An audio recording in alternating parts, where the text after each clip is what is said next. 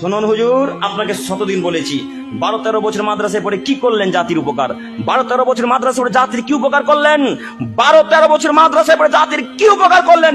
মাঠে ঘাটে কাজ করে এখানে অনেক ভালো ছিল, মাঠে ঘাটে কাজ করা অনেক ভালো ছিল। কেন? মাঠে ঘাটে যে মুরব্বী মানুষরা কাজ করে তারা বিড়ি গুল গুটকা ছাড়তে পারে না, এরা বিড়ি গুল গুটকা ছাড়তে পারে না। তাদের মতো আপনিও মাঠে ঘাটে কাজ করে খান, আপনাকে আমি বাধা দিতে আসবো না।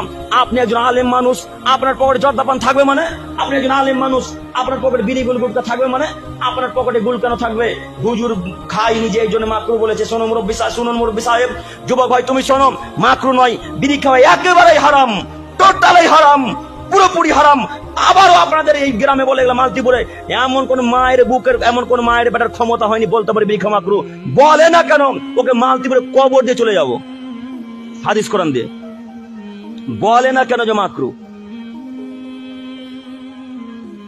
শুধু বলেন আমার সামনে।